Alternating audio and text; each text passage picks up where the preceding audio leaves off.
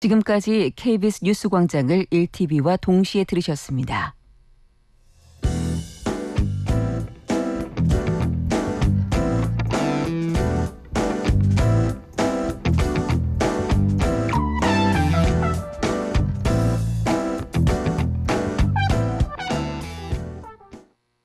지금 시각 6시 15분입니다. KBS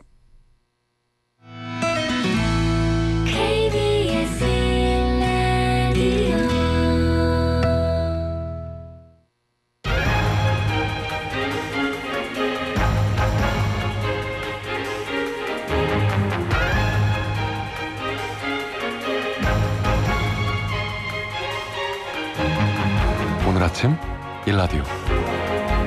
안녕하십니까. 오늘 아침 일라디오 아나운서 오승원입니다. 여름철 폭염을 피해서 시원한 곳 많이 찾게 되실 텐데요. 인기 있는 피서지 중 하나가 계곡이죠. 그런데 계곡에 가면 시원하게 보관하려고 과일이나 채소를 담가두거나 그 물에 씻어 먹는 경우 많잖아요. 근데 앞으로 이런 행동 조심하셔야겠습니다. 그 산에서 내려오는 계곡물은 맑고 깨끗하다고 생각하는데요. 알고 보면 몸에 해로운 각종 미생물이 서식하고 있다는 겁니다. 그 아무래도 야생동물의 분변에 오염돼서 기생충과 대장균이 번식하기 쉬운 환경인데요. 이러한 균에 감염되면 복통이나 설사, 구토 등을 유발할 수 있고요. 기생충에 따라 더욱 심한 건강 문제를 일으킬 수 있다고 합니다.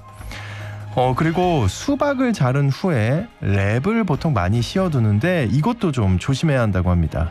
한국소비자원의 실험 결과 수박을 자른 후 랩을 씌워 보관했더니 보관 전보다 최대 세균수가 무려 3,000배나 증가한 것으로 나타났는데요. 랩과 맞닿은 표면을 1cm 잘라낸 다음 측정을 해도 세균수가 보관 전보다 580배나 많았다고 합니다. 자, 그러면 의문이 들죠. 어떻게 보관해야 하냐? 네, 미리 깍둑썰기해서요. 밀폐 용기에 담아 가져가는 게 안전하다고 합니다. 워낙 폭염과 습한 날씨인 만큼 먹거리에 주의하시는 게 좋을 것 같습니다.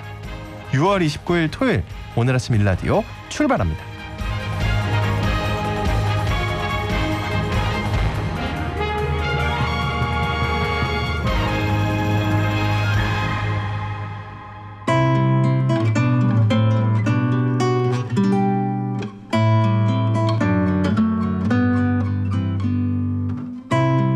정원으로 인문학 여행 떠나는 나의 작은 식물원 시간입니다. 가든 디자이너로 활동 중이신 오경아 대표님과 함께합니다. 어서 오십시오. 네, 안녕하세요. 네, 지난번에 저희 그 제주편으로 돌수, 네, 돌수. 곶자왈 이야기 들었는데 네, 오늘 네. 제주 2탄이라고 하는데 이번 주에는 어떤 곳인가요? 여기는 정식 식물원으로 가보려고요. 식물원. 거기 곶자왈이 있는 서귀포 지역에 위치하고 있고요. 여미지 식물원이라고 이름은 아마 들어보셨을 거예요. 저 서귀포만 다녔는데. 중문 단지 많이 다니셨는데. 중문 단지는 많이 안 갔어요. 서귀포 쪽에 중문 단지 안에. 단지 안에. 그 단지 안에 보면은 여미지 식물원 놓치기 어려운 4만 평 규모의 일단은 티켓팅을 안 하고 들어가야 되기 때문에 네. 그 마음을 먹지 않으면 들어갈 수 없는 곳이기는 합니다. 티켓팅 해야 된다는 거죠? 그렇죠. 한마디로. 그렇죠. 그래서 여기는 네. 내가 여기를 가겠다라는 마음을 먹어야 들어갈 수 있는 곳이긴 합니다. 네. 근데 여기는 가본 분 많으실 것 같네요. 소개 좀 해주세요. 네. 예. 제 생각에는 이게 한 34년 정도 됐으니까요. 아주 좀 연세가 있으신 분들은 수학여행이나 이럴 때 반드시 갔었을 제가 것으로 그러면 가봤을 수도 있죠. 추정이 됩니다. 네. 이것은 약간 두 개의 영역으로 나눠서 보셔야 될 것 같아요. 아까 말한 대로 제가 4만 평 가까이 된다 그랬잖아요. 그러다 보니까 외부 정원을 보시는 거 하고 그다음에 그래도 우리나라에서는 가장 큰 온실이 있습니다. 그래서 온실 정원을 보는 거 이 두 개를 좀 분리해서 보시면 되고요. 저는 이제 이 외부부터 먼저 말씀을 드리면 네. 이 여미지 식물원은 컨셉을 전 세계의 독특한 정원 양식을 보여주겠다. 이런 컨셉이 외부 정원에 있어요. 그래서 제가 여기 이 프로그램에 나와서 종종 설명해드리는 프랑스 정원, 뭐 이탈리아 정원, 뭐 여러 가지 정원들 소개해드리잖아요. 그런 정원을 맛보기처럼 어느 부분을 탁 이렇게 미니어처처럼 만들어 놓은 게 있어요. 그래서 그리고 설명도 해줘요. 네, 그 설명서도 있습니다. 그래서 이런 게 프랑스 정원의 한 형태입니다. 이런 식으로 해서 예를 들면 프랑스 정원 같은 경우는 베르사유 궁전의 정원, 그 중에서 파테르 정원이라는 일부 모습을 재현해 놓았고요.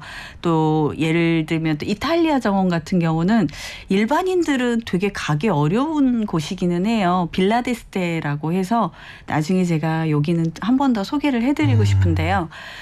이탈리아의 아주 르네상스 시절에 정말 어마어마한 규모로 만들어진 빌라데스테라는 곳이 있거든요. 그 정원 중에 또 일부의 폭포 모습이 있는 데가 있거든요. 그래서 그 모습을 또 재현해 놓기도 하고 일본 정원, 중국 정원, 또 한국 정원 뭐 이런 식으로 각 나라마다 정원을 좀 조성해 놓고 있어서 약간 세계 유람하듯이 이런 정원 있구나 해서 외부 정원 좀 보시면 되는데 워낙 넓어요. 워낙 넓어서 그 열람차가 있거든요. 열람차 타고 다니시면서 여기 내렸다가 잠시 보시고 또 열람차 타고 다음 정원으로 넘어가고 이렇게 하시면 될 것 같습니다. 덥기도 합니다. 요즘 규모가 감이 안 와서 그런데 열람차를 타고 만약에 외부 정원만 본다면 시간은 어느 정도 잡아야 돼요? 그건 이제 정원을 얼마나 정성스럽게 보느냐에 달려 있기는 하지만 그냥 잠시 들러서 보고 열람차 타고 오겠다 하면 2시간 정도? 네. 그렇게 보시면. 네. 그냥 열람차 휘리릭 탄다 하면 30분 정도지만 내려서 뭐 사진도 한컷 찍고 이거 뭐지 하고 설명서도 읽고 뭐 이렇게 하면 그 정도 시간을 할애할 수 있는 그런 곳입니다. 외부가 그렇고. 네. 내부는요.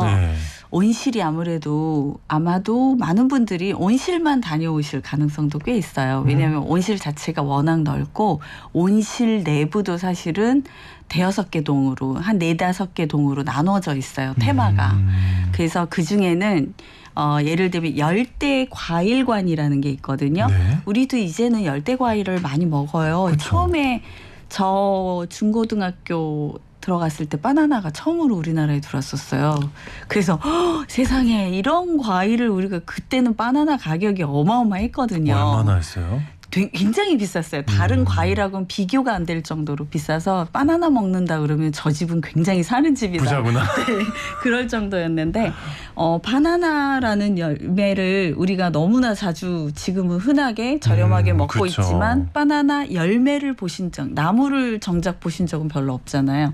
망고도 드시는데 망고를 열매를 나무 전체를 보신 적도 드물 거고 드물죠. 자몽도 사실은 어떻게 열리는지 보기 드물고 이런 레몬이랑 귤이랑 어떻게 또 다른지 뭐 이런 것들 열대 과일이 있는 우리 흔히 말하는 그 중국 음식 먹고 나오는 그 과일까지 다 포함해서 그런 열대 과일들을 볼 수 있어요. 열매까지도. 그래서 그 관에 가시면 아이들과 하고 가시면 아주 재밌으실 거예요. 이거 슈퍼에서 봤던 애가 사실은 이런 데서 열리는 이렇게 거야. 되는 거야. 그렇죠. 네가 아까 먹었던 거야. 네, 맞아요. 바나나 열매 같은 경우는 특히 바나나 식물 같은 경우는 저희가 이제 바나나는 풀이에요. 나무도 아니고요. 예? 대나무. 당연히 나물 줄 알았는데? 풀입니다. 풀인데 키가 거의 뭐 5-6m에 육박할 정도로 커지기도 하는데요. 그 바나나 열매가 정말로 이렇게 대롱대롱 이렇게 아파트 열리듯이 아파트를 지어놓은 것처럼 열매가 열리는데 그게 꽃을 피운 열매 자체는 또 다큐나 이런 데서 좀 보실 수 있는데 꽃을 피웠을 때의 모습은 정말 경이로워요. 이게 다 열매가 되는 꽃들이 층층을 엄청나게 크거든요. 그래서 꽃 자체도 한번 보시면 열대지방의 꽃이 그 열대지방 식물들의 꽃이 얼마나 우리의 상상을 초월하는지. 그래서 화려해요? 네, 화려하고 색감도 그렇고요. 상상을 초월하는 형태를 가지고 있는 경우도 많아요. 그래서 가끔 저희 딸하고 제가 갔을 때는 저희 딸이 엄마 이거 완전히 외계 월드에 온 것 같아. 에일리언 월드에 온 것 같아. 이런 표현을 할 정도로 자기는 지구에 있는 식물이 이런 꽃을 피울 거라고 상상을 못했다고 하는데 근데 이 모든 얘기가 지금 열대 과일관에 가면 네, 열대 과일관, 뭐 열대 우림관, 열대 뭐 저기 물 연못 이런 열대 우림 지역도 있거든요. 그래서 한 4-5개 동이 있으니까 그중에 이제 사막관도 있어요. 그래서 계절별로 아주 뜨거운 날씨라는 공통점은 가지고 있지만 습도가 있느냐 없느냐에 따라서 식생이 얼마나 달라지는지도 현격하게 보실 수 있어요. 같은 적도 지역이 있지만 사막형 기후는 비가 내리지 않기 때문에 식물이 엄청나게 달라져 있거든요. 그래서 일종의 이게 식물들의 진화잖아요.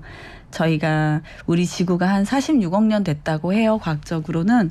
그런데 식물 출현이 한 30억 년, 35억 년 전부터 슬슬 있었다고 하니까 우리는 상상할 수 없는 시간을 이 식물들이 지구에서 보낸 거예요. 그러다 보니까 그 진화나 다양성이 이루 말할 수 없을 정도로 정말로 그 경이로울 정도거든요. 근데 이런 것들을 관심을 안 갖고 보면 그냥 뭐 식물이지 이럴 수 있는데 정말 굉장히 잎도 없이 꽃만 피는 식물도 있고요. 공중에 매달려서 사는 식물, 뿌리가 없이 사는 식물도 있고요. 뿌리가 없이요. 네, 그리고 많이 아시는 그래도 최근에 많이 알려진 식물 중에는 곤충은 예를 들면은 식물을 곤충이 먹는다고 생각을 하지 곤충이 식물을 먹는다고 생각하지만 반대로 식물이 곤충을 먹는 그 카니버러스라고 하는데 식충식물 같은 경우도 있는데 식충식물관도 따로 있어요. 가서 보시면 곤충을 식물이 잡는 방법이 굉장히 특이하거든요.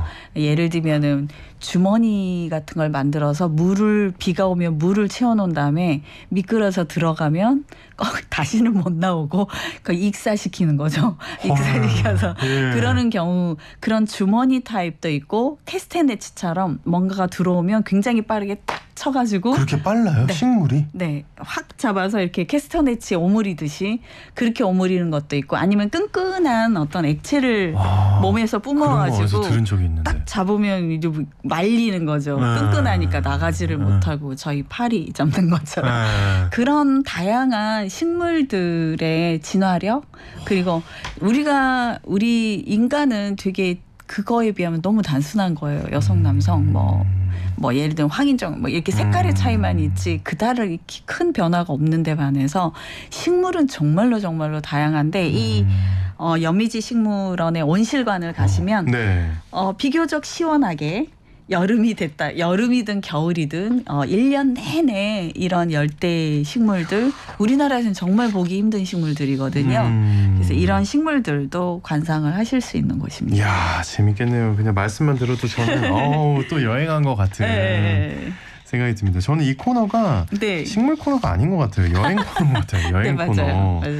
그 여미지 식물 여기는 또 이제 네. 역사가 좀 궁금한데요. 역사가요. 예. 이거 조금 가슴 아픈 역사가 있기는 해요. 네. 원래는 이게 1989년도에 1970년대부터 중문단지가 개발이 되면서 이 안에 식물원을 넣어야 되겠다는 게 발표가 됐었고 그거를 받은 업체가 개우건설이라고 해서 개우개발인데요. 여기가 삼풍백화점을 만든 곳이에요. 그래서 1989년에 이 여미지 식물원을 개장을 했어요. 그런데 잘 아시는 것처럼 1995년, 7년 그때 삼풍백화점이 무너져 버렸잖아요. 그러면서 모든 희생자와 이런 분들에게 보상을 해야 되는데 이 기업이 보상할 길이 없어지자 다 팔아도 안 되는 거죠. 그래서 결국은 서울시가 대신 보상을 해주고 이 여미지 식물을 서울시에서 흡수를 하는 그런 일이 생겨요. 그래서 한동안 2005년이 될 때까지 시의 식물원으로 정작 서울시는 그래서 다들 이상하다 그랬어요. 왜 이걸 서울시에서 운영하냐고. 제주도에 있는 여미지 식물원을 서울시가 운영하는 그런 형태로 2005년까지 있다가 지금은 이제 사립 그 회사에서 인수를 해서 지금 현재는 이제 사립 여미지 식물원으로서 출범을 해서 지금까지 이어져 오고 있어서 사실은 30년 이상 된 아주 오래된 그러니까 정확하게 짚어보시면 30년 전 식물이 아직도 있다는 얘기인 거죠. 관리는 잘 돼 있네요. 네, 관리를 아주 잘하고 있습니다. 요즘에 바뀌면서 제가 바뀐 이후에 여러 번 가봤는데요. 여러 가지 시도들도 하고 계시고 식물원은 사실 어떤 나무를 심는 것보다 어떻게 관리하느냐가 훨씬 더 중요하거든요. 근데 그 점을 잘 알고 계셔서 잘 관리도 되고 있어서 한번 가보시면 괜찮을 것 같습니다. 네, 아유 식물원에 이런 역사 있는 건 전혀 몰랐네요. 예. 그래도 지금 어쨌든 잘 관리되고 있다. 네, 특히 저는 이제 열대과일식품관을 꼭 가고 싶은데. 가보셔야 돼요. 네, 그 여미지라는 이름의 의미가 이게 여미지란 말 자체가 아름다운 땅이라는 의미예요. 예쁘네요. 네, 예쁜. 그리고 장소가 정말 예쁜 곳에 있어요. 그러니까 이제 중문 관광단지를 만드는 여정 중에 여기에 아름다움을 좀 더 극대화시키는. 근데 이 얘기 못 수목원이. 들었으면 저 같은 사람들은 진짜 못 갑니다. 진짜 몰라서 못 가요. 맞아요. 네. 그래서 저 약간 요즘에 관광은 사실 어디 가서 뭐 유물 유적을 찍는다기보다는 경험을 하는 게 훨씬 더 중요한 관광의 키워드잖아요. 그래서 이런 데도 가시면 내가 식물 공부를 하겠어 이런 거보다는 평상시에 이렇게 식물을 우리가 가까이 하고 있는데 대체 걔의 정체성은 뭐였을까? 특히 저 아까 바나나가 되게 충격적이에요. 그런 거를 좀 보면서 그러다 보면 정말 기억나거든요. 아 맞아, 바나나가 이랬었어. 막 이런 그런 경험, 뭔가 배움도 있고 뭐 이러는 경험으로는 저는 이코 투어라고 하는데 생태 관광 적극적으로 추천드립니다. 네, 오늘은 서귀포에 위치한 아름다운 땅이라는 이름을 지닌 여미지 식물원 얘기 들어봤습니다. 매번 드는 생각인데 정말 아는 만큼 보이는 것 같아요. 맞습니다. 진짜 말씀대로. 제주도에 가면 꼭 한번 찾아봐야겠습니다. 오늘도 오경아 대표님 고맙습니다. 감사합니다.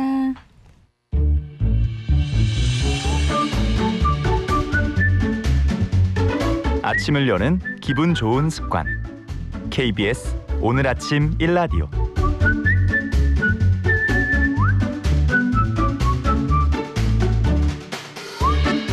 요즘 한 달도 채 남지 않은 파리 올림픽에 대한 이야기가 많은데요. 역사상 가장 더운 1년을 보내고 있는 가운데 날씨 때문에 걱정이 많죠.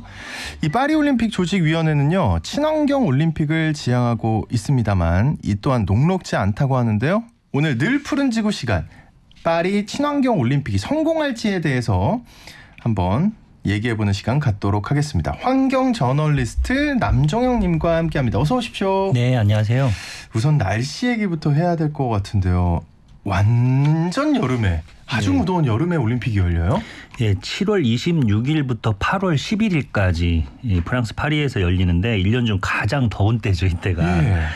올 여름이 지구 역사상 가장 더울 거라는 뉴스 한두 번쯤은 다 들어보셨을 거예요. 얼마 전에는 이슬람 성지순례 행사인 하지 때 한 1,300명 정도가 목숨을 잃어가지고 또 화제가 됐었는데 전 세계적으로 지금 살인적인 폭염에 대한 우려가 커지면서 파리올림픽 주최 측도 지금 긴장하고 있다고 합니다. 그 지난번에 도쿄올림픽 때도 그때 어땠나요? 그때? 네, 도쿄올림픽은 코로나19 대유행 때문에 한 1년 정도 늦게 치러졌는데 그렇죠. 네. 그때 최고 기온이 한 34도까지 올라가가지고 지금 보니까 안 더운 거였네. 네. 하여튼 그때만 해도 역사상 가장 더운 대회다 뭐 이런 얘기가 많았는데요. 근데 지금 계속 지구가 더워지고 있습니다. 그리고 뭐 올해도 더 덥다 뭐 이런 지금 예측까지 나오고 있습니다. 네네. 실제로 유럽연합에 있는 그 코페르니쿠스 기후변화국의 그 전 지구 평균 기온 자료를 보면은 지난해 6월 이후 지금까지 계속 역대 가장 더운 6월이었다, 7월이었다 이런 지금 수치가 갱신이 되고 있어요. 그래서 파리올림픽이 심각한 상황이 될 거라는 우려가 나오고 있습니다. 그래서 스포츠 기후단체 프론트 러너스라는 단체가 있어요. 그래서 파리올림픽에 관한 폭염 보고서를 냈는데 지난 도쿄올림픽 때 어느 정도 폭염이 강했냐면 한 테니스 선수가 얘기를 했는데요. 테니스 코트에다가 만약에 달걀을 깨서 넣었으면 프라이가 될 정도의 그런 그 코트가 달궈진 상태에서 테니스 경기를 하느라 너무 힘들었다. 그래서 이번에 파리올림픽도 이거 쉽지가 않을 거다라고 예측을 했습니다. 야, 7월 26일부터 8월 10일까지 제가 지금 날짜를 다시 봤는데 딱 제 휴가 기간입니다. 네. 근데요, 혹시 이 일정을요 변경할 수 없겠죠? 사실은 이제 와서? 일정 그렇죠. 그러니까 네. 원래 그 이 일정을 만들 때부터 왜 이런 일정을 했느냐 뭐 이런 소리가 좀 있어요. 그런데 이게 올림픽 대회 수익 문제 때문에 일정을 다른 뭐 가을이나 뭐 봄으로 변경하기도 어렵다고 해요. 왜냐하면 결국 돈인가요? 예, 네. 국제올림픽위원회 수익의 가장 많은 비중을 차지하는 게 그 방송 중계 수수료거든요. 그런데 이 올림픽 때 이 방송 중계를 제대로 해서 돈을 벌려면 미국의 프로야구하고 미식축구 시즌 전에 올림픽 일정을 마무리해야 된다고 합니다. 프로야구 포스트 시즌 전에 그리고 미식축구 결승전 전에 마무리해야 되기 때문에 이 일정밖에 할 수밖에 없다고 해요. 실제로 2000년 이후에 모든 올림픽은 7, 8월에 열렸다고 해요. 그랬군요. 네. 그럼 옛날에요 서울올림픽 이때는 그때는 아니었죠? 9월이었죠. 그래서 멕시코 시티 올림픽, 서울 올림픽, 시드니 올림픽 정도 주요 대회 중에서는 그 정도만 9월이나 10월에 열렸고 다 7, 8월에 열렸다고 합니다. 세상에. 근데 이번 올림픽이 역대 어느 올림픽보다 친환경을 표방하는 대회여서 이런 뉴스 봤어요. 선수촌에 에어컨이 없다. 네, 그래서 맞죠? 예, 이거 지금 괜찮을까요? 많은 나라가 또 걱정인데요. 근데 네. 지금까지 그 파리 올림픽 측에서는 에어컨이 없어도 건물이 시원하다. 이게 친환경적으로 지었기 때문에 시원하다고 얘기를 하고 있어요. 일단은 모든 건물을 8층 미만으로 지었고요. 그리고 목재를 많이 사용했다고 해요. 그래서 시원하고 그리고 건물의 방향을 세밀하게 조정해서 태양열을 정면으로 바라보지 않게 이 설계를 했다고 합니다. 그리고 히트 펌프라는 게 있어요. 요즘에 이제 친환경 건축물에 많이 채용이 되는 건데 지하의 시원한 공기를 위로 이렇게 빼내 가지고 이제 조금 온도를 낮추는 거거든요. 예. 그래서 이런 히트펌프 같은 시스템도 채용을 했다고 합니다. 그런데 이게 미덥지 않아요. 지금 그럼요. 워낙 더우니까. 예, 안 됩니다 이제는. 그래서 미국, 영국, 덴마크, 이탈리아 같은 나라는 선수단 숙소에 자기네들은 따로 에어컨을 설치하겠다. 이런 보도가 나왔습니다. 저도 보긴 했습니다. 아무래도 예. 이제 40도까지 만약에 오르면 선수들의 경기력에 영향을 미칠 수밖에 없으니까 이제 에어컨을 자기네들은 그냥 따로 설치하겠다라고 한 거죠. 예, 미국, 영국, 덴마크, 이탈리아. 부럽네요. 보통 다른 나라들은 개막식을 위해서 그 주경기장 규모가 크게 짓잖아요, 그렇죠? 근데 파리 올림픽은 주경기장에서 개막식을 열지 않고 센강에서 연다고요. 예, 그래서 파리 올림픽이 오. 우리는 친환경 올림픽을 열겠다 하면서 가장 내세우는 부분인데요. 네.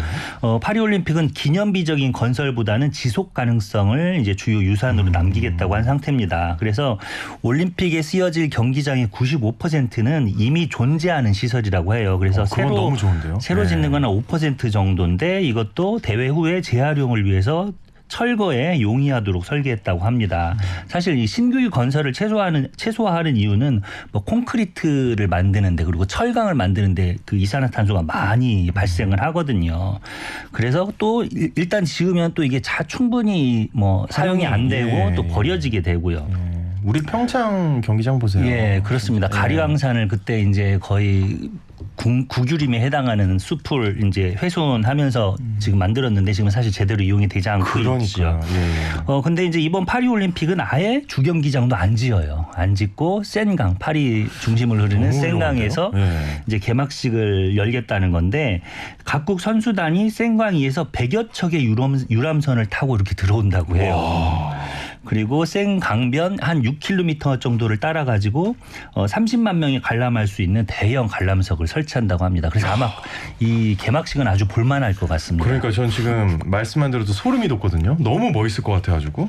근데 문제가요. 센강의 수질이 그렇게 안 좋다고요. 예, 그래서 뭐 개막식이야 그렇게 하면 되는데 문제는 여기서 철인 3종 수영 경기하고 수영 마라톤이라고 불려요. 이걸 오픈 워터 스위밍 경기라고 하는데 네네. 이거가 지금 센강에서 치러지는데 말도 안 돼요. 이게 수질이 좀 문제가 되고 있어요. 네, 이게 파리시 당국이 한 2조 원 정도 들여가지고 수질 개선 작업을 했는데 좀처럼 이게 수질이 좋아지질 않고 있어요. 그게 한 번에 되지 않을 것 같아요. 예, 그래서 네. 뭐 대장균 같은 거를 재보면 아직까지 스포츠 경기 기준을 초과하고 있어가지고 결국 다른 곳에서 열 수밖에 없지 않겠느냐 이런 전망까지 제기되고 있습니다. 야, 파리 시민들의 반응도 안 좋다고요. 예, 여기에 대해서 좀 냉소적이에요. 파리 시민들이. 그러니까 원래는 그 안 이달고 파리 시장이 생강이 깨끗해질 거다 그러면서 지난 23일에 여기서 수영을 하겠다고 자기가요? 선언을 했거든요. 예. 그런데 결국은 못했어요. 그래서 그 이유는 생강 수위가 너무 높아가지고 좀 7월에 수영을 하겠다, 좀 연기를 하겠다라고 했는데 수위가 높은 거랑 수영이랑 무슨 상관이죠? 수영을 아예 못하는 분 아닐까요? 예. 하여튼 그래서 예. 이제 일부 시민들이 SNS에 차라리 센강에 우리가 똥을 싸자 예? 뭐 이런 캠페인을 벌이고 있어요. 해시태그를 달면서. 그러면서 야, 이 파리시가 너무 친환경 올림픽을 전시성 사업으로 이용하고 있다라고 좀 비판하는 분위기가 좀 커지고 있는 것 같습니다. 그 전시성 사업이라는 게 한마디로 이미지에만 치중한다 이거잖아요. 그렇죠? 대표적인 게요. 도쿄 올림픽 때 혹시 골판지 침대 기억나세요? 예. 그래서 아니, 이번에도 한다던데. 예, 그런 말이 이번에도 있던데요. 합니다. 예, 예. 2년 사이에 많이 보완이 됐다고 해요. 그래서 이번에는 4명이 누워도 무너지지 않을 정도로 보완이 돼서 이번에 다시 도입이 된다고 합니다. 하여튼 그런 것들이 좀 전시성 사업으로 사람들에게 이제 보이는 거죠. 근데 물론 이런 게 조롱받기도 하지만 친환경 올림픽이 나쁜 거는 절대 아닙니다. 네네. 왜냐하면 과거에는 올림픽이 압도적으로 큰 규모의 경기장을 짓는 거, 그다음에 뭐 찬란한 신도시 뭐 이런 것들을 선전하는 장이었어요. 맞아요. 우리나라만 해도 이제 주경기장을 지었고 막 크게 지으면서 자국의 국력, 경제력을 홍보하는 장이었잖아요. 그런데 최근 들어서는 올림픽이 지속 가능성 그리고 뭐 친환경 건축이나 친환경 기술을 홍보하는 장으로 좀 바뀌고 있다는 건 그건 너무 좋죠. 사실은 좋은 겁니다. 네, 국가적으로 탄소 중립 기술이나 친환경 기술이 또 경쟁력을 가질 수 있는 하나의 계기가 되겠죠. 근데 올림픽이에요. 어느 순간부터 환경이라는 이제 같이 막 이런 걸 얘기하잖아요. 그죠? 그게 언제부터 이렇게 된 거예요? 사실은 뭐 친환경 개념이 없었는데 1994년 노르웨이 릴레한메르 동계올림픽이 시초라고 해요. 그때 이제 국제올림픽위원회 IOC가 올림픽의 3대 정신을 선언을 했는데 스포츠, 문화, 그다음에 환경을 추가를 한 거죠. 스포츠 문화 환경. 예. 예. 그 뒤에 이제 올림픽 개최를 할 때마다 릴레한메르 올림픽 같은 경우에는 이제 철새 도래지가 있다고 해가지고 경기장 부지를 좀 이전을 한 적도 있었고요. 뭐 또 어떤 올림픽은 경기장 내에 내연 기관 차량을 뭐 금지를 한다든지 뭐 이런 식이었어요. 근데 과거에는 조금 소극적이었다가 런던 올림픽 때부터는 조금 이제 적극적이 돼서 이제 기존 경기장을 활용하는 비율이 조금 많아졌고 그다음에 주 경기장 건설 규모를 좀 축소해 가지고 관람석을 이동식으로 배치를 하는 거죠. 네. 그러니까 철거를 할 수 있도록. 그래서 그런데 파리 올림픽은 지금까지 올림픽에 비해서 훨씬 더 친환경적인 건 맞아요. 경기장을 거의 안 짓고 있거든요. 네, 그리고 그건 너무 좋은 것 같아요. 예, 그런 네. 점에서 그렇긴 한데 여전히 진정성이나 좀 전시성 사업이다라는 걸 두고 환경단체에서는 좀 비판을 하고 있는 거죠. 어떤 건가요? 그게. 이를테면 예. 파리올림픽은 뭐 건축이나 운영에서 탄소 중립 그러니까 이산화탄소 배출을 안 하겠다라고 하지만 정작 올림픽을 이제 후원하는 스폰서십은 대부분 탄소 배출 기업이 다수를 차지하고 있어요. 뭐 에어프랑스 같은 항공이나 뭐 항만, 철강 기업들이 탄소 집약도가 높은 산업들이 이제 스폰서 계약을 맺었다는 비판이 있고요. 뭐 이를테면 코카콜라가 역시나 이제 후원사인데 거리에다가 한 200개가 넘는 탄산수 제조기를 설치를 한다고 해요. 그래서 이거는 이제 일회용을 쓰지 않겠다고 해가지고 상당수 한 200만 개 정도의 재사용이 가능한 플라스틱 병을 공급한다라고 했는데 환경단체는 야 그래도 200만 개 플라스틱 컵을 새로 만드는 건데 이게 무슨 친환경이냐. 그러니까 그 이 말이 사업 일리가 자체가 있네요. 예. 이제 반환경적이다라고 하는 거죠. 그래서 물론 에어컨 설치하지 않는 것 뭐 전시성이긴 하지만 여튼간에 뭐 좋습니다. 친환경 네, 건축물도 뭐 좋긴 한데 정작 화석 연료나 좀 소비를 줄이는 방향으로 올림픽이 가야 되지 않느냐라는 이 근본적인 비판이 있습니다. 맞습니다. 모쪼록 그래도 성공할 수 있으면 좋겠는데요. 말씀 나눠보니까 걱정이 좀 저는 큽니다. 오늘 늘 푸른 지구 시간 파리 친환경 올림픽 성공할지에 대해서 얘기 나눠봤습니다. 지금까지 환경 저널리스트 남조영님과 함께했습니다. 오늘 말씀 고맙습니다. 네, 감사합니다.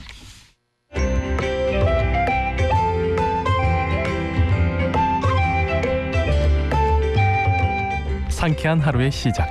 KBS 오늘 아침 1라디오.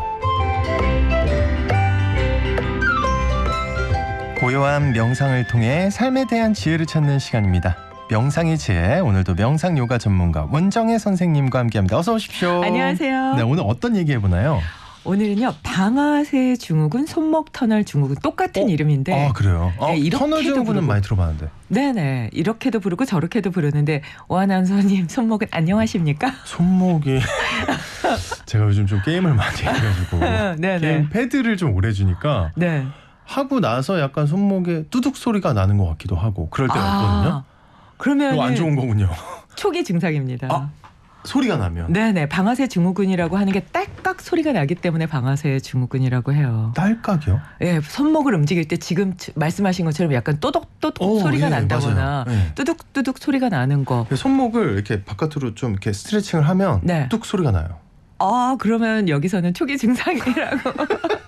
아니 이거는 그 전에는 없었던 증상이에요. 저도 없었어요. 예, 이게 이제 스마트폰이 많이 이제 보급이 되면서 제가 방아쇠 증후군 뭐 이렇게 수업에서 아파요 뭐 이렇게 말씀하시는 분들을 처음 들었을 때는 손목이 왜요? 이랬거든요. 그게 한 10년쯤 됐나 싶어요. 그러니까 얼마 안 된 거예요. 정확히 어떻게 보면 스마트폰 유행하면서 맞아요. 근데 네. 그 이후에는 거의 오시는 모든 분들이 조금 또는 많이 차이만 있을 뿐이지 손목이 아파요 하는 분들이 정말 많아서 예. 방아쇠 증후군을 좀 준비를 했는데요. 좋습니다. 예, 예. 이게 이제 같은 힘으로 계속 반복이 되는 그런 동작을 여러 번 할 때 예. 손가락과 손가락 사이에 힘줄이 지나가는 그 관에 요 관이 이게 잘 맞지가 않아서 소리가 날 때 그러니까 염증이 생겨서 나는 그런 증상이라고 보시면 될 것 같아요. 그래서 이게 손가락을 네. 구부리는 힘줄이 이제 터널처럼 생겼다고 하는데요. 네. 여기에 활차가 통과되는데 이 활차가 선천적으로 너무 좁기도 하고 또는 손가락을 과도하게 사용하다 보면 이게 힘줄이 늘어나잖아요. 네. 그러면 그 통과하는 관이 좁아지고 이게 그 힘줄은 더 굵어지니까 이 통과가 안 되는 거예요. 그러면서 그 사이에서 이제 통증을 일으키기도 하고 관이 넓고 힘줄이 얇으면 이게 잘 움직이면서 소리도 안 나고 이게 잘 부드럽게 움직일 텐데 반대 증상이 일어나다 보니까 이게 이제 딸깍딸깍 소리도 나고 소리가 날 때마다 아프기도 하고 그 통증이 손목만이 아니라 손가락부터 손등, 손바닥 어떤 분들은 팔 아래 전완부터 이제 팔꿈치까지 그렇게까지 올라가요? 예, 저도 한번 겪어봤는데요. 이게 찌릿하면 온몸의 통증이 찌릿하고 와요. 선생님은 뭐 저는 게임을 하지만 선생님은 어떤 것 때문에? 저는 운동을 많이 해가지고 마운틴 자세 뭐 이런 거 있잖아요. 이렇게 팔굽혀펴기 막 이런 거 많이 하다 보니 와. 동작이 안 좋을 때 특히 예. 허리가 안 좋으면 뼈가 이제 균형을 못 잡잖아요. 그러면 이제 사지의 뼈가 비틀어지면서 과부하가 손목에 거기까지 팔굽혀펴기 가요? 하다 보면 예. 그러면서 이제 통증이 오기도 하더라고요. 그래서 이게 이제 지속적으로 무엇보다 이제 완전히 치료가 안 되기 때문에 네네. 신경을 써줘야 되는 게 잠깐만요. 완전히 치료가 안 돼요? 안 돼요. 그러니까 그러면 저도 달고 계속 살아야 돼요, 평생? 네, 그러니까 평생 조심해야 돼요. 어느 순간 이렇게 갑자기 딸깍하고 아픈 순간이 딱 오면 또 왔구나 이렇게 되더라고요. 그렇게 받아들여야 되는 거예요. 네, 근데 좀 조심하면 괜찮다가 조심하지 않고 뭐 이렇게 빨래를 짠다거나 행주를 짠다거나 프라이팬을 좀 든다거나 뭐 이렇게 되면은 이게 또 금방 아픈 거예요. 근데 또 이럴 때마다 항상 드는 생각이요. 인간의 신체는 얼마나 약한 겁니까? 어떻게 보면. 맞아요. 약하기도 하고 섬세하기도 하고 또 어떨 땐 강하기도 해요. 강하기도 하고. 맞아요. 진짜 신기하기도 하고요. 신기해요, 정말. 이게 그러면은 뭐랄까요? 그냥 무조건 생기는 거겠네요? 그러니까 그 이게 많이 원인은? 쓰는 분들. 많이 쓴다. 스마트폰을 우리가 계속 똑같은 힘으로 쥐고 다니잖아요. 다 그러죠. 네, 사실. 그래서 이제 생기기도 하고 운전대를 오래 잡는 운전하시는 분들도 이제 생기기도 하고요. 이제 장시간 주방장 네. 이렇게 프라이팬을 좀 드신다거나 기구를 드는 이런 칼을 분들. 쥐거나. 맞아요. 그런 분들도 많이 아이고. 생기기도 하고요. 골프를 친다거나 라켓을 쥐고 하는 뭐 배드민턴이나 테니스나 네. 뭐 이런 분들도 좀 많이 생길 수가 있고요. 근데 말씀 듣다 보니까 좀 위로가 되는 게 다 예. 생기는 거네요. 아, 그렇죠. 정말 많은 분들이 그러니까요. 예, 많은 이거 분들이 뭐 4천만 질병일 것 같은데 느낌. 그렇죠. 근데 이게 2차성 방아쇠 증후군이라고 할 정도로 당뇨나 통풍이나 신경질환이나 류마티스 관절염이나 이런 증상이 있는 분들도 그 증상에 의해서 몸 전체가 순환이 안 되고 통증이 더 이렇게 방사통으로 이렇게 확산되면서 손목까지 조금 아프실 수도 있어요. 그러니까 질병을 가지신 분들의 예. 경우에. 그리고 이제 주부들이 많이 생긴다고 하는데요. 청소나 빨래나 걸레 짜는 동작. 네네. 저는 여기도 좀 해당하는 것 같고요. 그래서 40대에서 60대 중년 여성이 특히 네 번째, 세 번째 엄지손가락. 앞쪽에. 예, 그렇게 이제 많이 그 쓰는 근육이기 때문에 좀 아프다고 하고요. 여성 환자가 3배나 남성 환자보다 많다고 해요. 아이고. 집안일 그래서 어떤 그 분이 나와서 얘기를 하시는데 제가 막 박수를 쳤는데 저는 어떤 남자분이 집안일을 많이 돕습니다. 이러니까 돕는 게 아니에요. 해야죠. 같이 하는 거죠. 그럼요. 네. 이렇게 얘기를 하셔서 단어 하나가 이렇게 큰 차이가 있구나 라는 생각을 했는데요.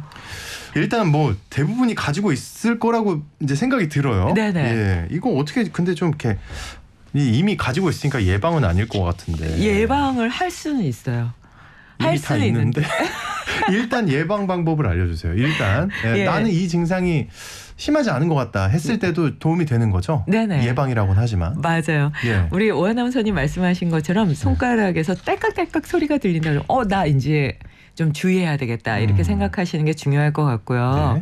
이게 손바닥, 손등 그리고 이렇게 주먹을 쥐면 손 위에 보면 이렇게 볼록볼록 이렇게 손가락 마디에 뼈가 올라오잖아요. 그렇죠. 주먹 칠 때 이게 막. 예, 주먹 친다 그럴 때 그 올라오는 뼈 예. 여기에 이제 압통이 좀 느껴지거나 손바닥, 손등이나 손목에 조금 아파지거나 이게 손을 앞으로 나란히 하고 쭉 폈을 때 두 번째 손가락을 내 몸 쪽으로 당기는 거예요. 네. 쭉 당겼을 때 와 아프다.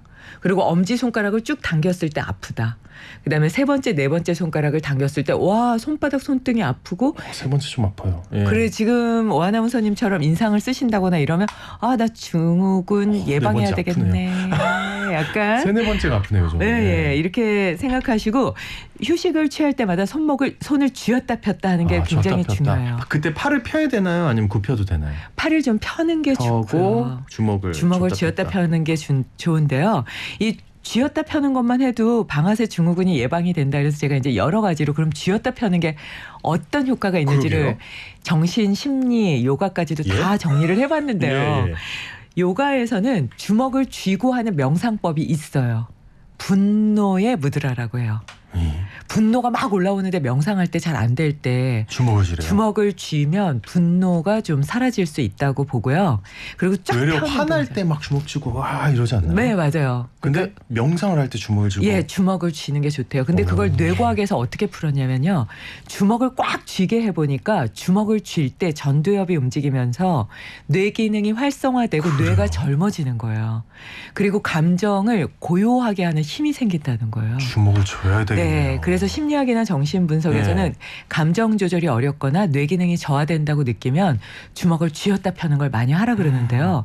덤으로 방아쇠 증후군도 좋아지는 거죠. 근데 우리 작가님이 저 볼 때마다 주먹을 쥐던데. 아, 그래요? 여쭤봐야 되겠는데? 그럼- 장 작가님 우리 화장실에서 이상하네. 만나서 한번. 조심하세요. 거기서도 주먹 쥐실 수도 있어요. 그럴까요? 예. 신생아들이 그래서 주먹 쥐는 걸 보면은 생명을 유지하는 의지가 있다고 보고요. 그리고 인내심을 갖게 하고요. 쫙 펴는 거는 개방의 무드라라 그래서 용기를 갖게 하고 자신감을 갖게 하고 마음을 평안하게 만드는 데도 도움이 될 수 있다고 보니까요. 쫙 펴고 있는 게요. 예, 주먹을 쥐었다 폈다 하는 것만으로도 뇌 기능, 감정 조절 뭐 이런 모든 것들이 도움이 되니까 신기하네요. 한 번쯤 주먹 그냥 쥐었다 폈다 그거 뭐 이렇게 중요해 이러지 마시고 한번 해보셨으면 좋겠고요. 네. 그 많은 전문가들이 얘기하시는 건 피아노 같은 거 건반 이렇게 좀 움직일 수 있도록 그렇게 하는 것도 좋다고 해요. 그러니까 피아노. 여러 가지 그 다양하게 근육을 좀 쓰는 게 손목 터널 증후군을 예방할 수 있고요. 중간에 좀 쉬면서 쥐었다 폈다 하는 게 도움이 될 수가 있고요. 아니 근데 신기한 게 이런 거예요. 어떤 한 동작을 많이 하면 터널 증후군이 생길 수 있잖아요. 그렇죠? 근데 주었다 폈다를 그것도 어떻게 보면 반복하면 그것도 안 좋을 수 있는데 그건 좋다는 거잖아요. 반대적인 움직임, 긴장됐던 거를 쥔 거를 펴주기 때문에요. 반대의 움직임을 많이 여러 번 반복하면 그게 이제 풀리는 긴장이. 조화가 되는 건가요? 맞아요. 근데 혹시, 이렇게 예. 약간 이렇게 통증이 올 때는 당분을 피하셔야 돼요. 염증을 일으키는 게 당분이라고 하거든요.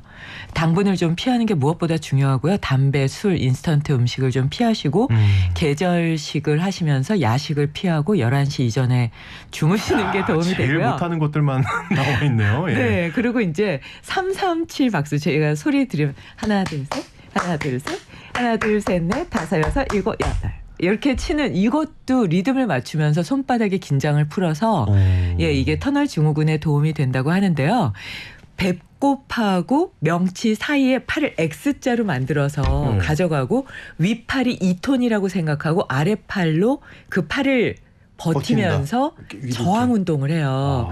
그러면서 쥐었다 폈다 잼잼을 여러 번 반복하시면 이것만으로도 터널 증후군을 많이 해소할 수 있다고 봅니다. 어깨에 힘도 들어가는데요? 지금 네, 해보니까? 어깨 아픈 분들도 도움이 돼요. 그렇게 하면서 힘을 다방면으로 줘야 되네요. 네네. 해보니까. 엘보에도 도움이 될 수가 있고요. 팔꿈치가 아플 때, 어깨가 아플 때도 활용해 보시면 도움이 될 수가 있어요. 알겠습니다. 명상이죠. 오늘은 방아쇠 증후군 해소법에 대해서 전해드렸는데요. 네.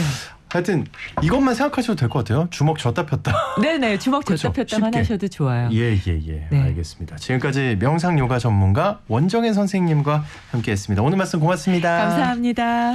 네, 벌써 6월의 마지막 주말입니다. 여러분 모두 편안한 주말 보내시고요. 전 다음 주 월요일에 다시 인사드립니다. 오늘 아침 일라디오 지금까지 아나운서 오승원이었습니다. 고맙습니다.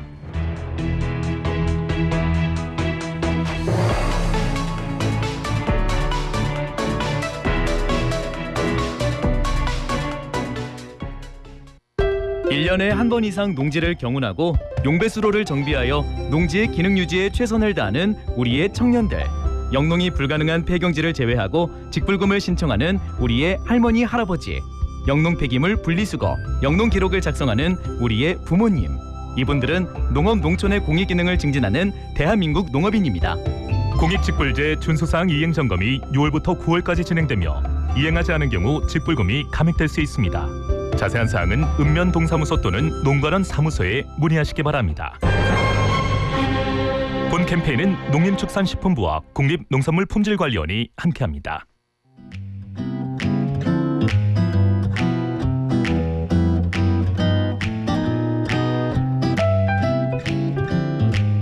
안녕하세요. 바른말 고운말입니다. 예상하지 못한 질문을 받게 되면 당연히 당황스럽죠. 이렇게 뭔가 곤란한 일을 당해서 어찌할 바를 모른다고 할 때 곤욕스럽다 라고 표현하는 분들이 종종 있는데 이 경우에 곤욕스럽다란 표현은 적절하지 않습니다.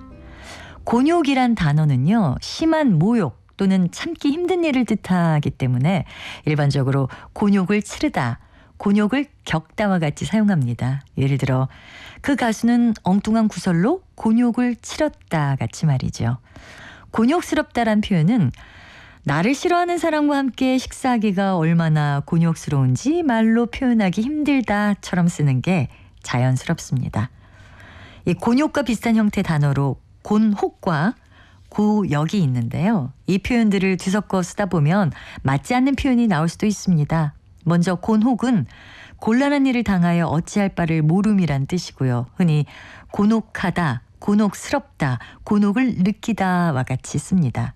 그런데 예기치 못한 질문을 받게 되면 그 질문 내용에 따라서 모욕을 받는 경우가 있을 수도 있겠지만 당황하게 되는 게 일반적인 상황이니까 이런 경우에 곤혹스럽다라는 표현을 쓰는 것이 적절합니다.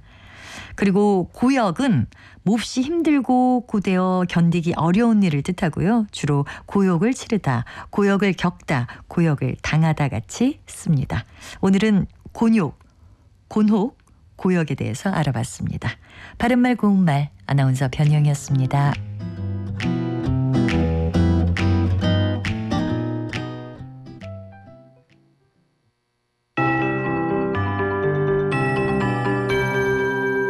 KBS 58분 날씨. 오늘부터 중부지방에도 장마가 시작되겠습니다. 현재 정체전선이 제주 남서쪽 해상에서 북상하고 있는데요. 지금은 제주도와 전남 해안에 비가 약하게 내리고 있지만 앞으로 한두 시간 이내 제주도에 비가 점차 강해지겠습니다. 오전에 전남과 경남에도 비가 내리겠고요. 오후에는 충청과 그 밖의 남부, 밤에는 수도권과 강원도에도 장맛비가 내리겠습니다. 특히 오늘부터 내일 사이 시간당 30에서 50mm의 집중호우가 예상되고 고요. 돌풍과 함께 벼락이 치는 곳도 있겠습니다. 비의 양도 많겠습니다. 내일까지 제주도에 50에서 많은 곳은 200mm 이상, 경기 남부와 강원, 충청과 호남에도 많게는 120mm 이상이 쏟아지겠고요. 영남 지역은 30에서 100, 서울과 인천, 경기 북부에도 30에서 80mm의 많은 비가 예상됩니다. 저지대 침수와 하천 범람이 우려되기 때문에 하천변 산책로나 지하차도 출입은 삼가시기 바랍니다. 이번 비는 내일 오후에 대부분 그치겠지만 강원 남부 내륙과 제주도는 밤까지 이어지겠습니다. 오늘 중부지방과 경북을 중심으로 낮더위 30도 이상 오르는 곳이 많겠는데요. 낮 기온 서울과 춘천 32도, 대전 30도, 전주, 대구 28도가 예상됩니다. 현재 서울의 기온은 21.8도입니다. 조하늘입니다.